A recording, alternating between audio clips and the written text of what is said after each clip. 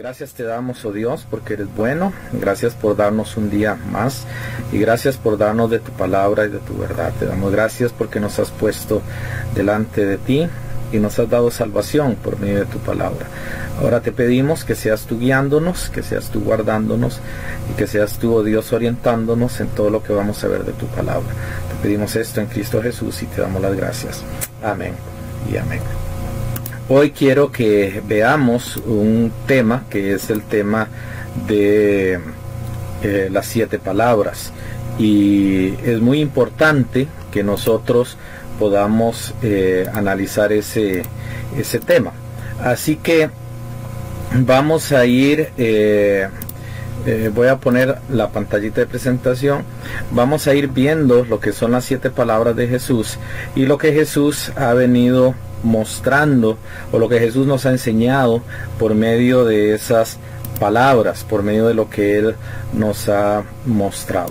Entonces vamos a ir leyendo pasajes bíblicos para ir comprendiendo algunas cosas. Pero antes de entrar en lo que son cada una de las palabras que Jesús dice, se le llaman 7 palabras, son 7 frases. Son 7 frases que Jesús dice precisamente en todo el trayecto desde que Él es crucificado hasta el final, hasta que Él muere, hasta que Él entrega el Espíritu. Estas palabras se dan Él colgado en la cruz. Ahora, estas palabras nos enseñan muchas verdades, pero antes de comenzar es necesario que tengamos en cuenta 4 puntos importantes. En primer lugar, debemos tener en cuenta que Jesús no muere viernes.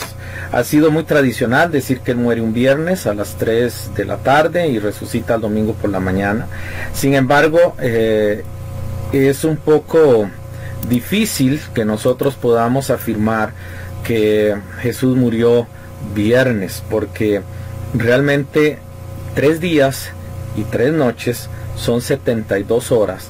Si Jesús murió viernes a las 3 de la tarde para resucitar el domingo antes de las 6 de la mañana, no tenemos 72 horas.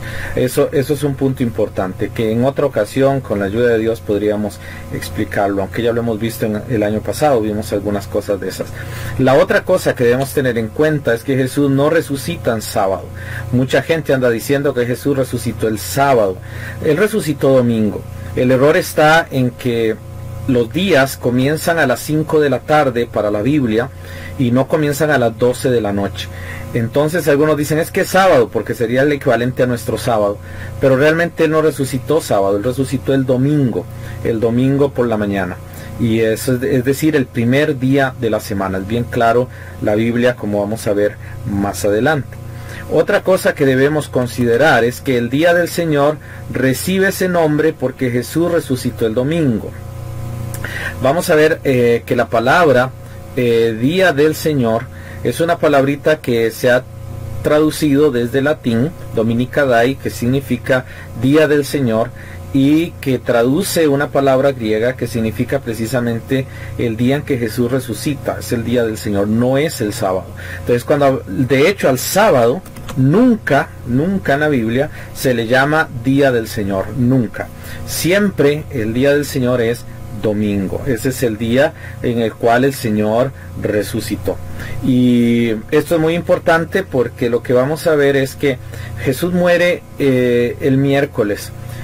Hacemos, como es tradición, hoy viernes la transmisión de esto, pero Jesús murió fue miércoles a las 3 de la tarde. Él es crucificado a las 9 de la mañana. Y desde las 9 de la mañana Él pasa diciendo estas 7 palabras hasta las 3 de la tarde. Y vamos a tomar el tiempo de la crucifixión hasta su muerte para mencionar estas 7 palabras de Jesús. Ahora, teniendo claro eso, y sabiendo que nuestro Salvador muere miércoles y resucita el domingo en las primeras horas del día primero de la semana, vamos a ver las palabras que Jesús dice en ese periodo de tiempo que nos enseñan acerca de su verdad y acerca de su de su misericordia para con nosotros. Vamos a ver la primera palabra que se utiliza o que Jesús menciona, es la palabra del perdón.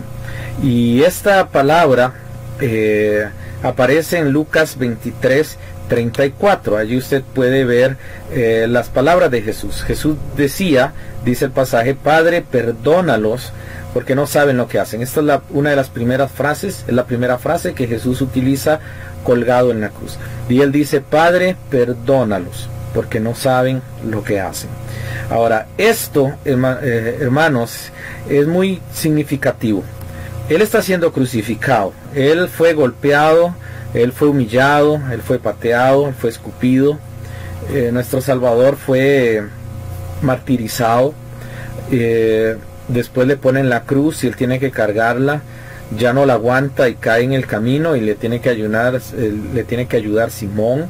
Llegan hasta el monte y en el monte Jesús es extendida sus manos y él es clavado. Los clavos no eran como los que nosotros conocemos, eran clavos de 1 pulgada más o menos y eran cuadrados. El dolor era insoportable. Él es clavado también en sus pies, cruzando los pies y atravesando el hueso para que él no se caiga, para que el cuerpo sostenga, ¿verdad? Él se sostenga en los pies, lo cual producía un dolor insoportable. Esa posición hacía que la mayoría de las personas que estaban siendo crucificadas y que estaban en ese momento se volvieran maldicientes, se volvieran groseras, se volvieran, en fin, ustedes saben, en esa situación yo creo que nadie sería amable, ¿verdad? Pero vemos a Jesús diciendo algo muy extraño para la naturaleza humana, porque él está pegado en la cruz y él, en lugar de decir, Señor, yo sé que los tengo que perdonar, pero trátalos a ellos, castígalos si tienes que hacerlo. Pero él no hace eso. Él dice, Padre, perdónalos, porque no saben lo que hacen.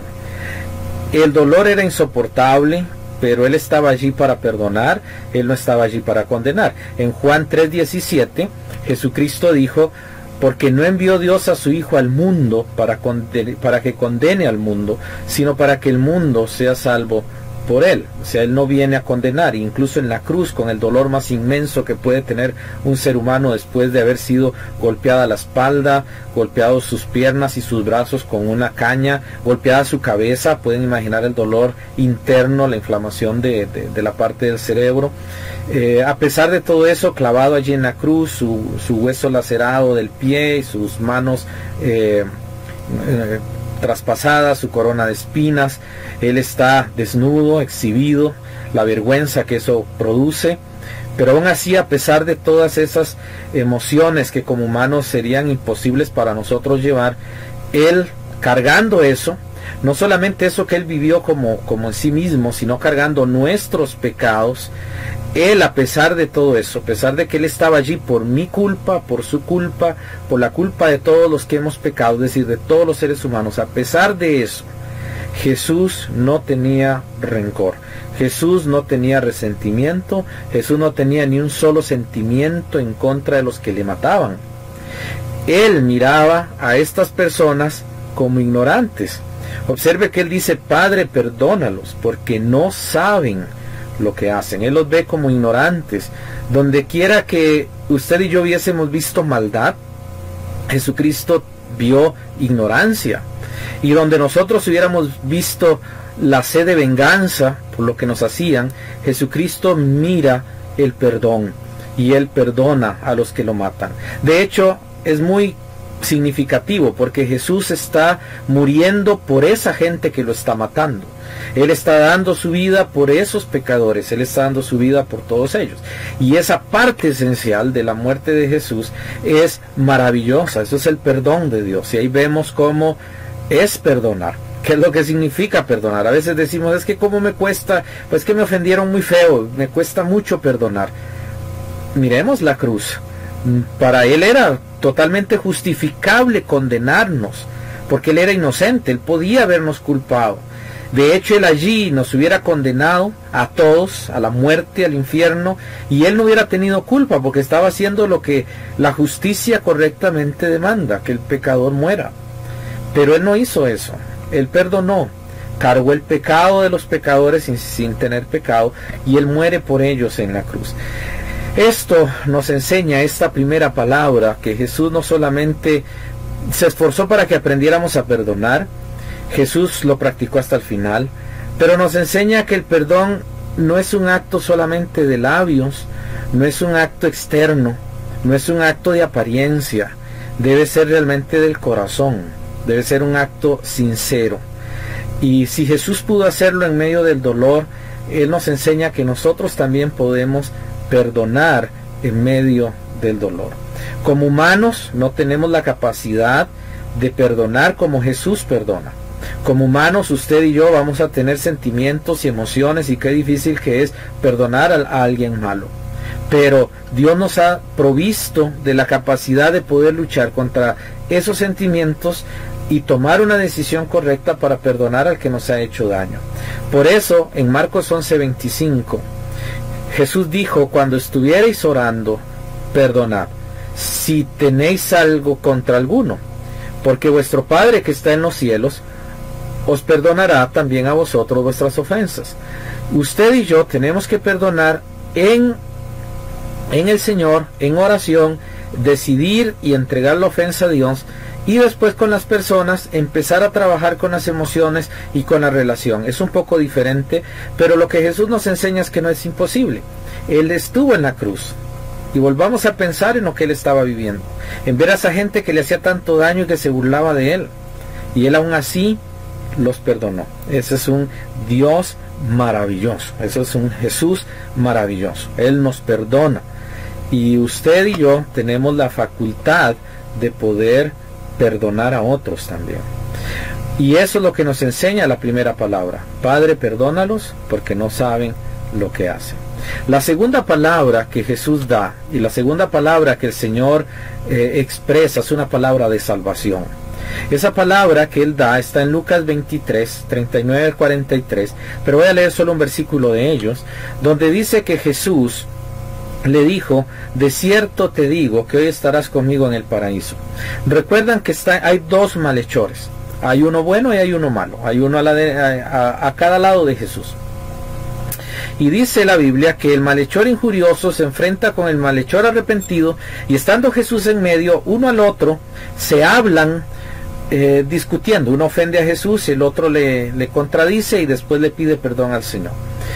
Vemos dos actitudes hacia la muerte de Cristo, y dos actitudes que todavía se reflejan a estas alturas de la sociedad. Quienes, a pesar de la muerte, del dolor, del sufrimiento y de la pérdida, siguen blasfemando y echando toda la culpa a Dios, y siguen rechazando a Dios a pesar de lo malo que están viviendo. Ellos son como ese malhechor. Sin embargo, hay otros que, como el malhechor bueno, reconocen su pecado, reconocen su maldad, reconocen todo lo malo que han hecho, y se acercan a Él pidiéndole perdón, y le dice: acuérdate de mí cuando vengas a tu reino. Y esto es muy importante, porque si usted observa bien este cuadro, Jesús muere acompañado de dos pecadores, uno que le rechaza y otro que le acepta. Y saben, desde que Jesús nace, así fue su vida siempre. ¿Recuerdan? Él era un bebecito de 2 años, más o menos, de año y medio, cuando Herodes manda matar a todos los niños con la intención de matarle a él. Es un bebé y ya lo quieren matar.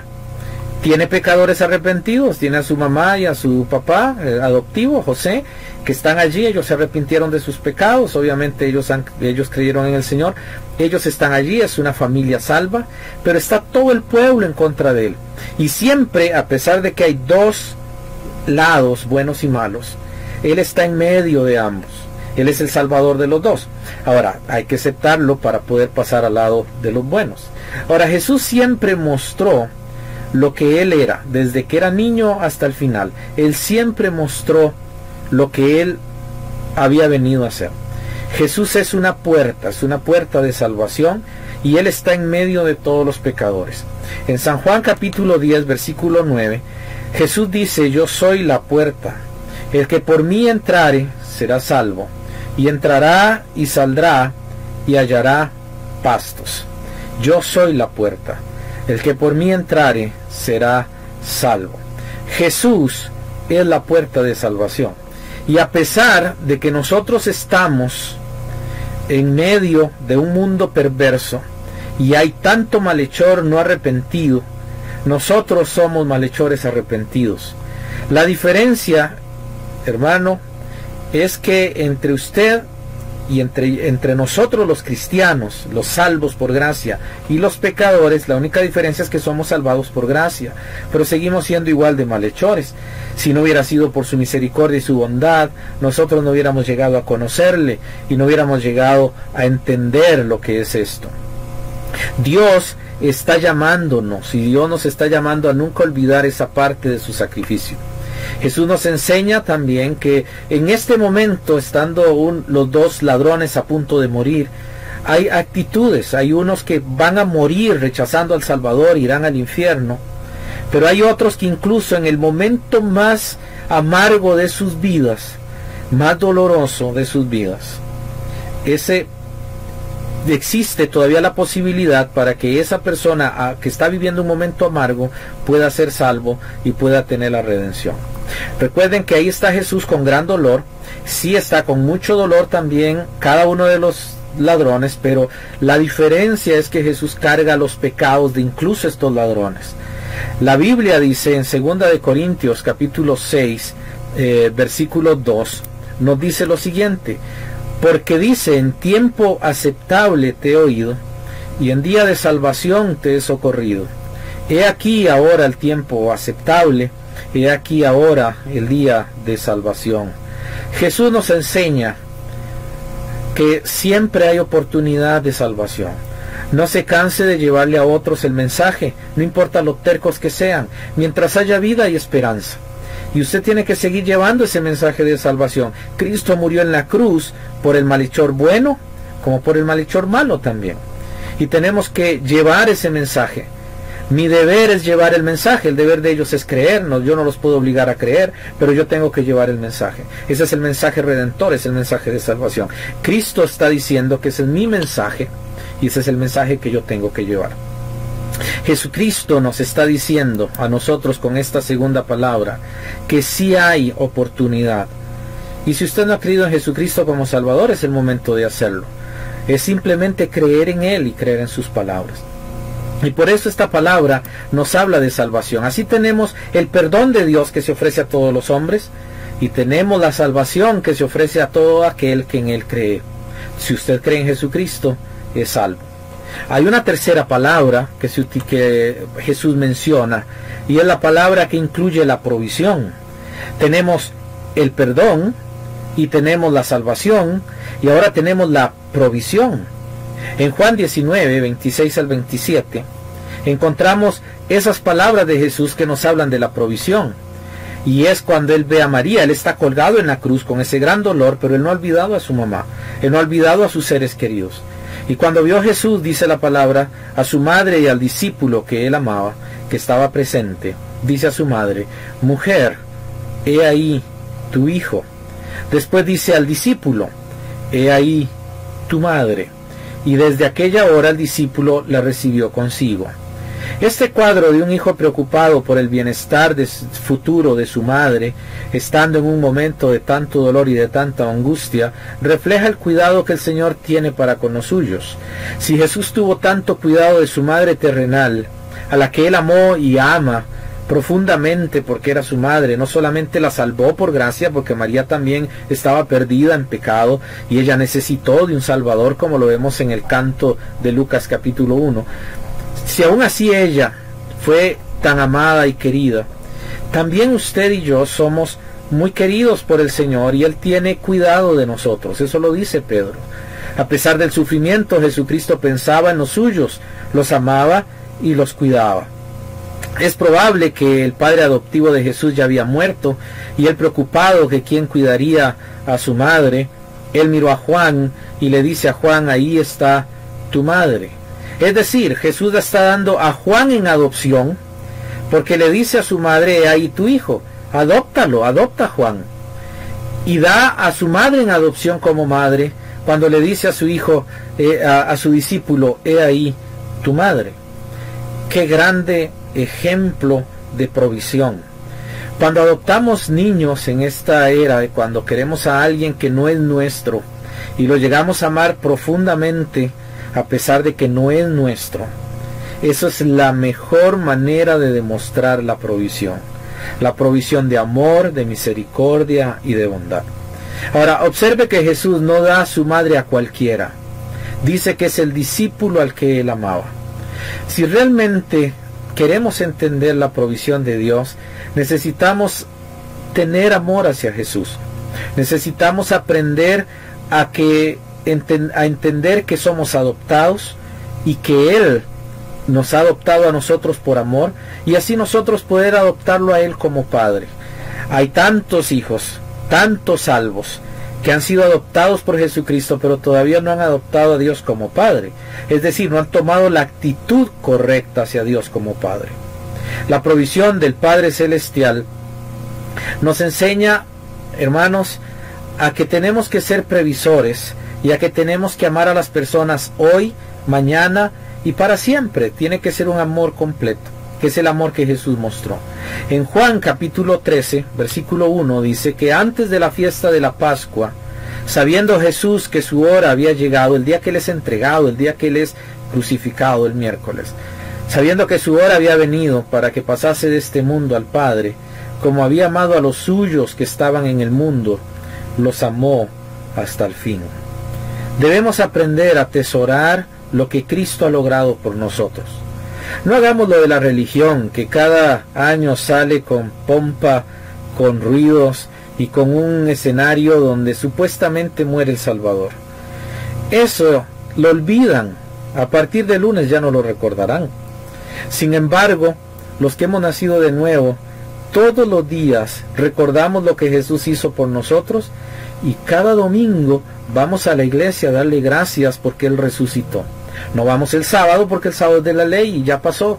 Vamos el domingo, el día del Señor, el día que Él resucitó. Los hijos como Jesús, y esto es una aplicación buena para nuestras vidas. Los hijos como Jesús deben tener siempre previsto lo que vaya a suceder con sus padres. Y tienen que saber que sus padres se hacen ancianos, y tienen que saber que sus padres un día van a morir, y tienen que saber que sus padres antes de morir van a tener un tiempo en el que necesitan el cuidado de los hijos, y ellos tienen que ser previsores como Jesús. Y igual los padres tienen que ser amorosos con los hijos y recibirlos, adoptarlos. Qué maravilloso es este tema de la provisión. Jesucristo nos ha provisto, Jesucristo le ha provisto a usted de salvación y vida eterna por la fe. Entonces usted tiene el perdón de Jesús, la salvación de Jesús y la provisión de Jesús. Ahora, hay otra palabra que él dice y que tiene que ver precisamente con la angustia. Y esta palabra la encontramos en Juan 19, 26 al 27. Allí dice la Escritura que cerca de la hora novena, Jesús exclamó con grande voz diciendo: Eli, Eli, lama sabactani. Esto es: Dios mío, ¿por qué me has desamparado? Cuando él dice esto, y él menciona a Dios, la palabra Eli, Eli en arameo es Dios mío, y lama sabactani es ¿por qué me has desamparado? Eso está en un salmo, el Salmo 22. Y usted puede leer el Salmo 22 y lo vamos a ver más adelante, donde por lo menos una parte de ese salmo, donde se habla de los sufrimientos de Cristo. La Biblia nos dice que a pesar del peso de la angustia que llevaba, Él, cargando con todos los pecados, Él aquí no se demuestra solamente que se sentía solo.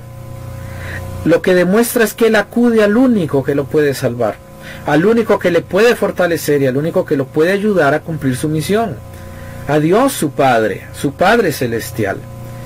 Él, siendo rechazado por quienes lo odiaban y siendo rechazado incluso por quienes le amaban porque lo dejaron solo en el huerto, Jesús acude a su Padre Celestial.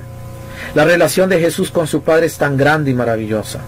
Y en medio de tanta angustia, Él no solo clama al sentirse solo y abandonado, no solo clama a su Padre para pedir ayuda, para preguntar ¿por qué me has desamparado?, sino que también nos enseña que en medio del dolor y del sufrimiento hay una persona que nos escucha. Hay alguien que sí puede socorrernos, hay alguien que sí puede ayudarnos. Y ese alguien es nuestro Padre Celestial. Si usted no tiene al Padre cuando está en medio de tribulación y de angustia, usted ni siquiera se va a acordar de Él.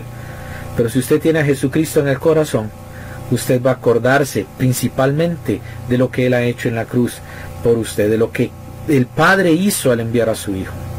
¿Saben qué fue lo que hizo Dios con su amado Hijo?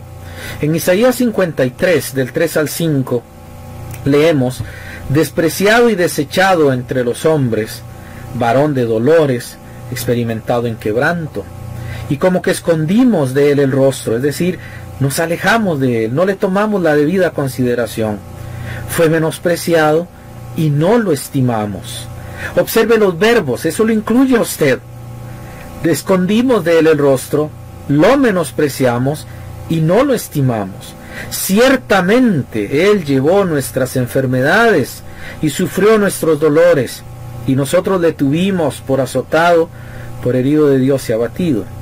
Mas Él herido fue por nuestras rebeliones, molido por nuestros pecados. El castigo de nuestra paz sobre Él, y por su llaga fuimos nosotros curados. El rechazo de aquellos a quienes Jesús amaba no impidió que Él solamente llamara a su Padre y que le preguntara que por qué lo dejara, sino que Jesús nos enseñó que a pesar de que va a haber gente en nuestras vidas que nos van a despreciar, nos van a desechar, nos van a ver con desdén, nos van a dar un sinsabor en la vida, a pesar de que hay gente que nos van a hacer la vida imposible, a pesar de eso, tenemos un Padre Celestial que nos escucha, tenemos un Padre Celestial que nos oye. Si usted no tiene a Jesús en el corazón, si usted tiene dudas sobre su salvación, si usted no sabe acerca de lo que Cristo está haciendo en su vida, si usted todavía no sabe esto, yo le invito para que pueda creer hoy, para que pueda creer en el Señor y en el Salvador Jesucristo. Ahora, una de las cosas, hermanos, disculpen que estaba observando si estamos conectados. Otra palabra que Jesús da, y otra palabra que es la quinta palabra, esa palabra preciosa también, es sobre la agonía. Dice la Biblia que después de esto, sabiendo Jesús que todas las cosas eran ya cumplidas, para que la Escritura se cumpliese, dijo: tengo sed. No hay experiencia más triste que ver agonizar a una persona que amamos. Pero Jesús no solo agonizaba, Él cargaba nuestros pecados. ¿Puede usted imaginar lo angustioso de ese momento? Jesús no solo tiene fuerte dolor por los clavos y la corona de espinas, está deshidratado, y la posición en la que está le hace respirar de manera muy complicada. Su sangre cae gota a gota desde la cruz, y esa ausencia de vida es tan dolorosa. La muerte más dolorosa es la que se experimenta con la pérdida de sangre. La Biblia dice que su paladar se pegó a su boca, que su cuerpo alcanzó fiebre y sentía tanto calor, tanta fiebre por la pérdida de líquidos. Sus heridas comenzaron a inflamarse con la infección de los clavos y de los látigos, y él estaba con un dolor insoportable.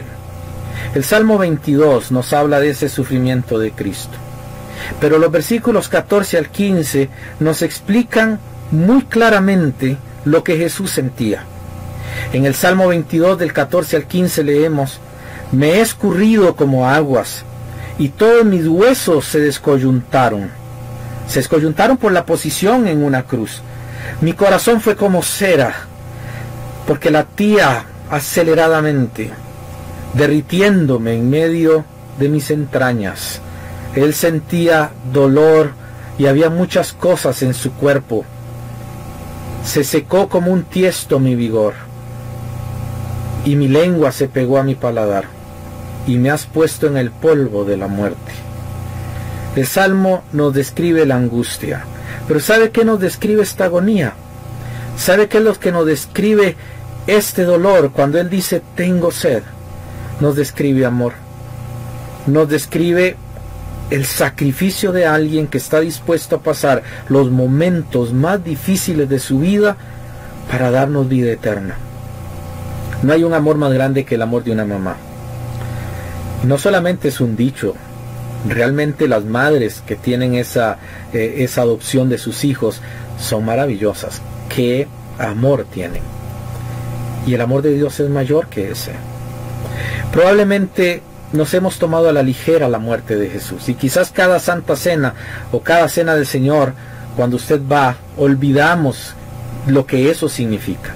Usted puede ir a misa, puede comulgar, usted puede ir a la Santa Cena de su iglesia, o usted puede llegar con un corazón dispuesto a celebrar la Cena del Señor, pero usted puede llegar de todas las formas, pero a veces hemos olvidado lo que realmente significa eso, lo que Él pasó por nuestros pecados y nuestras maldades. No es un cuento, es una historia verídica, es una historia espiritual, es la victoria de nuestras almas. Dejemos de andar por el mundo, usted y yo que somos creyentes. Si usted anda por el mundo, dejemos de andar olvidando la cruz. Deje de andar oyendo lo que no tiene que oír. Deje de andar viviendo como que si usted nunca se va a morir. Deje de estar pensando que la vida es para siempre, que es el momento de disfrutarla y aprovecharla. Deje de pensar en eso. Enfóquese en la cruz.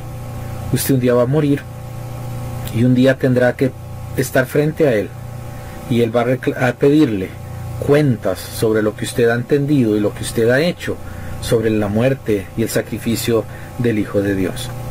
Esta palabra de agonía nos demuestra el sufrimiento mayor en medio de tanta angustia. La sexta palabra es una palabra maravillosa, y es una palabra que nos enseña algo majestuoso, y es plenitud. En Juan 19:30 leemos: cuando Jesús tomó el vinagre, dijo, consumado es. Saben, la palabra consumado es, esa frase en griego es una palabra. Esa palabra es la palabra griega tetelestai, que se traduce consumado es. Tiene la idea de algo pleno, algo completo. Por ejemplo, se utilizaba en la antigua Grecia y en la antigua Roma para cuando ganaban una victoria. Cuando el rey conquistaba algo, todos gritaban tetelestai. Era una palabra que significaba se terminó. Y cuando alguien salía de la cárcel, cuando alguien era libre, regularmente cuando salía decía tetelestai, se terminó, está terminado todo, se concluyó, ya pasé lo que tenía que pasar.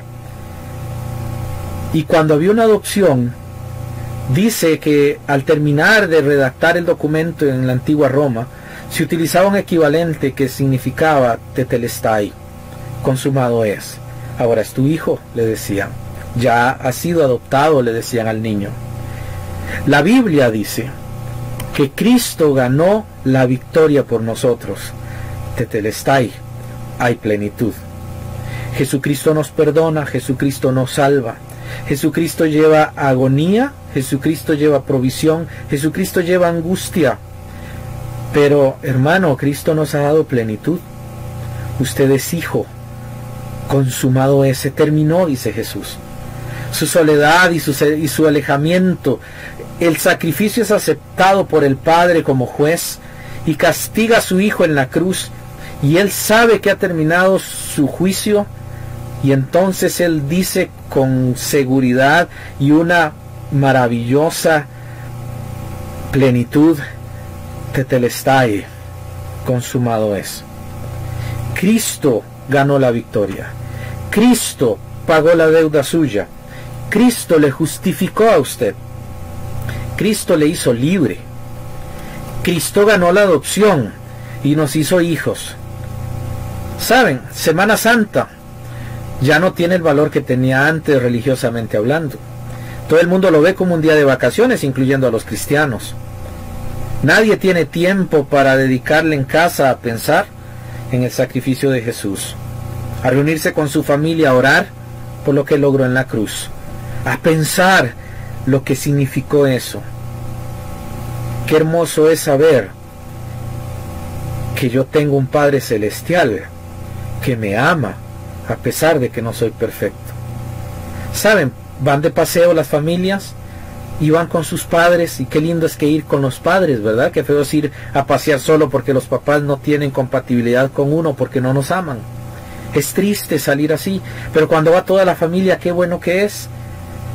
Y al Padre que más nos ama, le hemos olvidado. Y nos hemos olvidado lo que Él ha logrado en la cruz. Jesús quiere que no olvidemos eso. Y Jesús quiere que sepamos que su sacrificio fue completo y fue absoluto. Usted, que es hijo de Dios, es el único que lo puede entender. El mundo no lo entiende.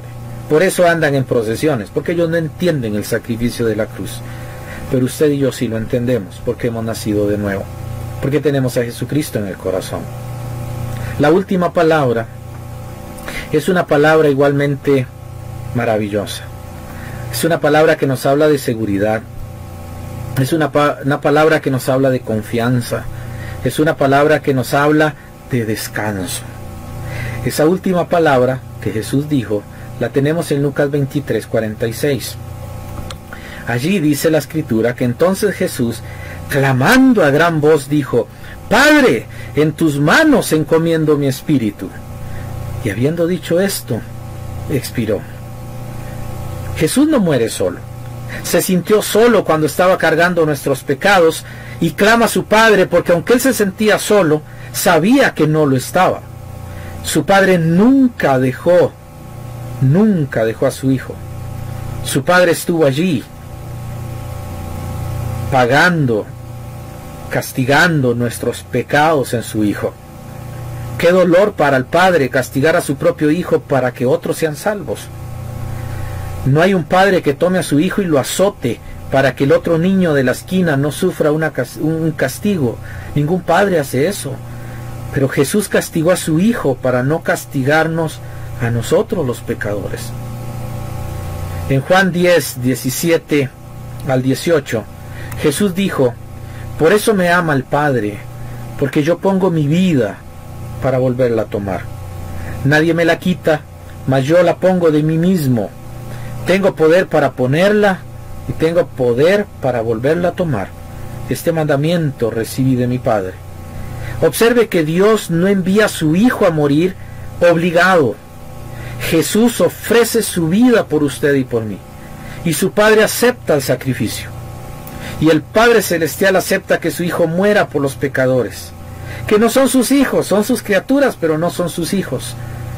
Y muere para hacer de estos pecadores malagradecidos hijos suyos para siempre. Ahí estamos usted y yo. Jesús muere en la cruz para que usted y yo seamos hijos. Maravilloso Padre Celestial, no hay uno como Él. Es maravilloso nuestro Padre Celestial. ¿Y saben por qué Jesús hizo esto? Saben, Jesús entregó su vida, pero cuando Él ya va a morir, Él sabe quién tiene cuidado de Él, y Él dice: Padre, en tus manos encomiendo mi espíritu. Tengo seguridad. Me siento solo por los pecados que cargo de esta gente. Me siento triste por la maldad que ellos tienen, el rechazo y el odio. Señor, me siento solo, pero sé que no estoy solo. Sé que tú estás conmigo. Padre, en tus manos encomiendo mi espíritu. Por eso en Juan 10 dice: por eso me ama el Padre. ¡Qué amor más grande! ¿Y saben por qué hace todo esto Jesús? Porque Él no duda del amor del Padre. En el Salmo 48:14 dice el salmista: porque este Dios es Dios nuestro eternamente y para siempre, Él nos capitaneará hasta la muerte. Dios nos va a llevar hasta el final. ¿Sabe qué nos enseña esto de Jesús en la cruz? No solo enseña que si usted está perdido, Él puede salvarle. No solo nos enseña que si usted está agonizando y que ya no tiene esperanza en su vida, Él es la única solución para usted. Esto no solamente nos dice esto, nos dice que el Padre Celestial nunca abandona a sus hijos. Nunca usted ha estado solo ni sola. Quizás en este momento usted se sienta solo, quizás todos se fueron de paseo y usted se quedó solo en casa. Quizás ya el nido, como dicen algunos, está vacío. Quizás viven muy lejos los familiares y se siente solo. Usted no está solo, usted no está sola. Jesús está ahí con usted. El Padre Celestial está allí. No es un asunto de tacto, no es un asunto de emoción, no es un asunto de sentimiento, es un asunto de seguridad y de convicción. Usted tiene que saber que Él está allí. Jesús está aquí conmigo. Jesús está allí con usted. ¿Puede usted creer eso? Hermano o hermana que me escucha, ¿realmente usted está seguro de su salvación? ¿Realmente usted tiene la completa y absoluta confianza de que si muriera hoy, usted va al cielo? ¿O todavía está luchando por no perderse? Si usted todavía tiene dudas en su corazón, no importa que hayan sido 100 años de haber creído que tiene a Jesucristo, no importa si son 40 años, 50 años de decirse evangélico, o decirse bautista, o decirse de cualquier denominación, no importa si usted tiene dudas, deje de tenerlas y acepte a Jesucristo como Salvador hoy y hágalo Señor de su vida. ¿Tiene usted a Cristo en su corazón? ¿Tiene esa confianza absoluta que solamente Él da? ¿Tiene el testimonio del Espíritu, que a pesar del dolor y de la angustia, a pesar de que la muerte se cierne a nuestro alrededor, sabemos que la luz de Dios nunca se apagará de nuestra alma? O quizás usted está yendo con una religión. Quizás usted ha ido a comulgar, a recitar, a rezar, o quizás ha ido a alguna iglesia a hacer algo. Eso no le va a salvar. A usted le salva si cree en Jesucristo como Señor y Salvador. Porque de tal manera amó Dios al mundo, que ha dado a su Hijo unigénito, para que todo aquel que en Él cree no se pierda, mas tenga vida eterna. ¿Tiene usted a Jesús en su corazón? Alábelo y dele gloria. ¿No tiene a Jesús en su corazón? Ore. Ore con fe, no repita palabras, ore con fe. Dígale: Señor, soy pecador, yo no me puedo salvar, yo no tengo seguridad, mi alma está oscura, me siento solo y triste, me siento sola y abandonada. Dígale a Jesús: yo me siento mal, no sé qué hacer, no puedo ser salvo. Sálvame. Le aseguro que Jesús le salvará. Le aseguro que Jesús le rescatará. ¿Quiere usted tener a Jesucristo en su vida? Recíbalo. Mas a todos los que le recibieron, les dio potestad de ser hijos de Dios, a los que creen en su nombre. Juan 1:12. ¿Usted quiere ser salvo? Crea en Jesús como Señor y Salvador. Quiero orar y poner delante de Dios su corazón, ya sea que usted haya creído en Cristo como Salvador o no, para que Él tenga la bendición de darle a usted consuelo y de llenarlo de seguridad y de confianza. Padre, en esta tarde te damos gracias. Te damos gracias porque nos has llenado de tu misericordia, nos has llenado de tu paz, nos has demostrado lo que Jesucristo ha hecho en la cruz del Calvario. Gracias. Gracias porque si no hubiese sido por la muerte de Cristo en la cruz, nosotros, Señor, no tendríamos salvación. Quiero pedir por los que están perdidos, para que tú puedas salvarlos. Guía a los que no saben qué hacer con su vida, los que andan detrás de su religión, que puedan ver la luz de Dios y que puedan ser salvos. Y a todos los que ya hemos creído en ti, danos siempre la confianza y la seguridad de tu presencia en nuestras vidas. Al hermano o a la hermana que está solo, que no tiene a nadie a su lado, te pido en el nombre de Jesús, que tú, Señor, seas bendiciéndole, y que seas tú, Señor, guiándole, y que seas tú, Señor, dándole siempre convicción en ti. Te doy gracias porque a pesar de que hay soledad física, presencial de otras personas, no hay soledad contigo, porque tú siempre nos acompañas. Gracias te damos, amado Salvador, en el nombre de Jesús.